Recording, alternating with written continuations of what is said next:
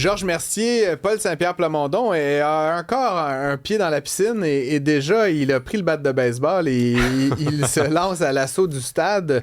Un petit post sur les médias sociaux dont Facebook plutôt montre que le chef du Parti québécois a l'intention de mener une campagne combative, on pourrait dire. Ah, c'est certainement le cas. Comme on dirait en anglais, he's coming out swinging de ses vacances. C'était mon analogie du bat de baseball. Je retiens que tu dis post et non pas post. Il y a une fracture générationnelle entre nous deux.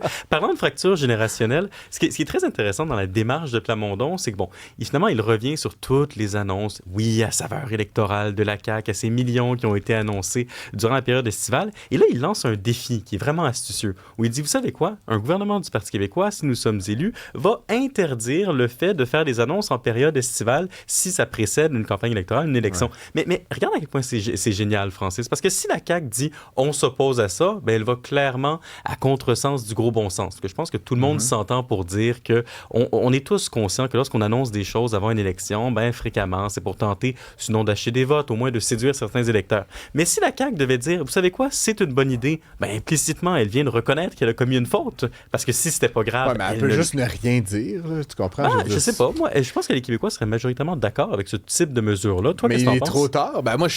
Je vais... Deux choses. Je suis totalement charmé par cette sortie de Paul Saint-Pierre Plamondon et en même temps, tu sais...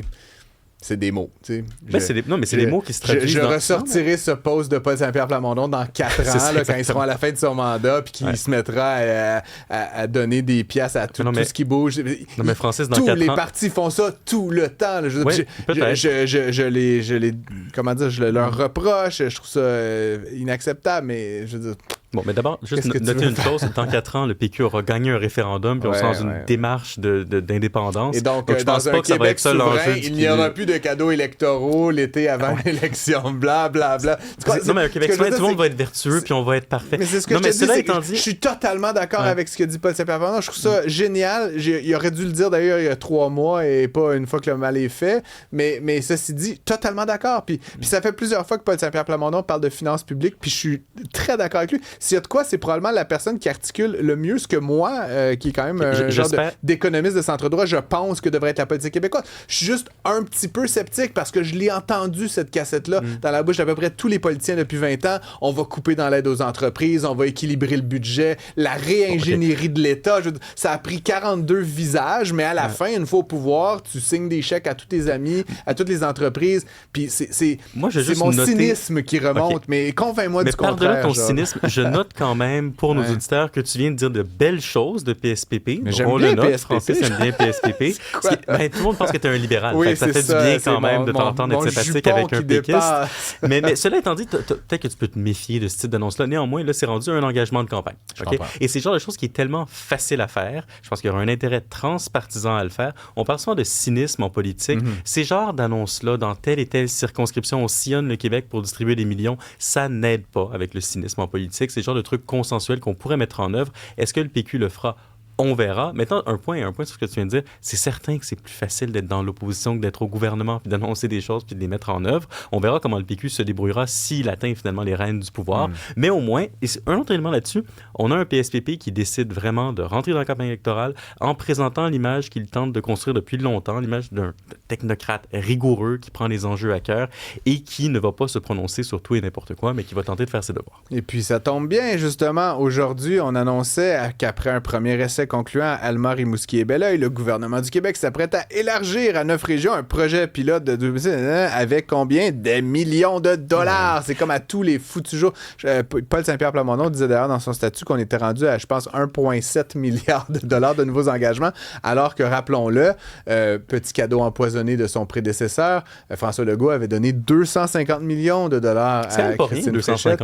Ça aurait dû être amplement suffisant pour faire 2-3 projets, mais là, soudainement, c'est comme au yard la dépense. Nous sommes la CAQ. C'est pas comme si on n'avait jamais regardé ça, le budget du gouvernement. Mais juste, la grosse blague avec ces annonces-là, c'est que c'est même pas clair que ça fonctionne. J'avais regardé la littérature en sciences politiques là-dessus. Tu veux dire les cadeaux, là, les cadeaux. Ça fonctionne vue, sur certaines catégories d'électeurs très, très limitées lorsque l'investissement est concret et proche d'eux, mais ça n'a pas un immense impact. Donc, par rapport au coût que ça a, peut-être que tous les partis politiques pourraient se rendre compte que c'est pas la démarche la plus efficace. En fait, Florence Lamoureux me corrige. Là, ce n'est pas 1,5 milliard, Florence, qui a été annoncé par la CAQ. C'est 1,8 milliard en 100 jours, dont 1,5 cet été. Donc, tu avais partiellement raison. C'était combien le déficit annuel de la CAQ? Rendu là, comme je te dis, potato, on ne sait plus trop. C'est pas tellement important, le déficit. C'est une année électorale. Hein. Au diable, les générations suivantes paieront. On avait prévu un autre sujet qu'on va aborder rapidement, toi et moi, Georges. Les centres de données. C'est un sujet, évidemment, qui fait beaucoup réagir. Aux États-Unis, il y a carrément une fronde là, contre la construction de nouveaux centres. Ici, il n'y en a pas eu beaucoup. Donc, pour l'instant, j'ai l'impression qu'on regarde ça de manière circonspecte. L'Alberta a annoncé un centre de 1 mégawatt. Juste pour vous donner un ordre d'idée, 1 mégawatt. La puissance totale du Québec, c'est 37 mégawatts. Fait qu'on va fabriquer une grosse bébelle, une grosse boîte, là, puis on va mettre 1/40e de la production nationale québécoise en Alberta. Comment vois-tu ça, cette opposition, ou cette fronde contre la technologie? Ce que je trouve intéressant, c'est que souvent, la politique, ça s'organise par clivage. Longtemps, le clivage, ça a été au niveau du modèle économique. Êtes-vous capitaliste? Êtes-vous communiste? Dans les dernières années, le clivage, ça a de plus en plus été au niveau identitaire. Êtes-vous pro-immigration, contre l'immigration, pour une culture ouverte, fermée? Israël, Palestine. Black Lives Matter. Toutes ces affaires-là qu'on connaît. Et la question que ça pose, c'est est-ce qu'on va assister à la naissance d'un nouveau clivage politique entre ceux qui sont, disons, techno-optimistes, qui veulent qu'on accroisse l'investissement en IA, qui pensent que l'IA va nous sauver la vie, qu'on va réussir à allonger la longévité humaine, guérir le cancer, et que veux-tu encore? Et ceux qui sont plutôt, disons, techno-sceptiques. Et là, ce qui est intéressant ici, c'est que si on a bel et bien ce clivage-là, il peut reconfigurer les identités partisanes actuelles. Parce qu'il y a des raisons d'être sceptique par rapport à l'IA, par rapport au centre de données, que vous soyez à gauche comme à droite. À gauche, on pourrait dire ça va favoriser l'oligarchie, les grandes compagnies technologiques, donc ça va accroître les inégalités, on s'y oppose pour ça. Mais à droite, on pourrait dire en fait, si ça continue, on va supplanter l'humain, puis il y a une dignité humaine, puis il faut protéger la dignité humaine, le travailleur, les choses comme ça. Donc, ça pourrait créer de nouvelles coalitions politiques, puis c'est un peu ça qu'on a vu. Il y a un long article dans le média Wired aux États-Unis qui fait un peu l'histoire de comment la lutte au centre de données qui permettent l'IA s'organise aux États-Unis. On peut peut-être le mettre dans la description de l'épisode. Mais ce qui est intéressant, c'est que vraiment, vous avez des gens de gauche et des gens de droite qui se parlent, alors qu'on n'était pas du tout habitués à ça récemment, ou au contraire, on avait l'impression que les identités partisanes se solidifiaient. Donc, on a une grosse polarisation. Si l'IA parvient à dépasser ça, la lutte contre l'IA, ça pourrait être intéressant. Ça pourrait être d'ailleurs une des limitations au développement de cette technologie-là, qu'à un moment donné, il va falloir les mettre à quelque part, ces centres de données-là. Ils semblent être complètement insatiables de la quantité de nouvelles infrastructures, mais à un moment donné, il faut mettre ça à quelque part. C'est-tu dans le champ derrière ta maison ou derrière la mienne? À un moment donné, la question se pose, puis je pense que il y a quand même des raisons légitimes à ne pas vouloir tout détruire pour cette raison-là. Ils sont gigantesques. J'entendais dans une émission, essentiellement, il y en a un au Michigan, je crois. Si vous le suivez sur l'autoroute à 70 000 à l'heure, ça vous prend 1 minute et demie arriver d'un bout à l'autre. C'est vous dire à quel point c'est long. Donc, il y a un enjeu au niveau géographique, il y a un enjeu au niveau de la consommation de l'eau, la consommation d'énergie, c'est extraordinairement énergivore. Puis il y a aussi la question de à terme, là, l'IA pourrait remplacer certains emplois.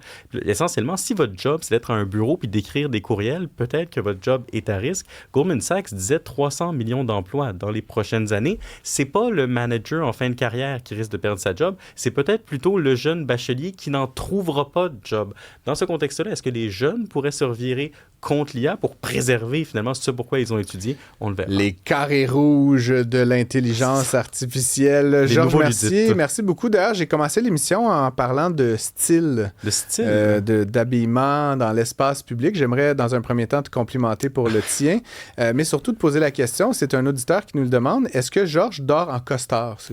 Non, mais vous saurez que Georges fait son changement d'huile en chemise.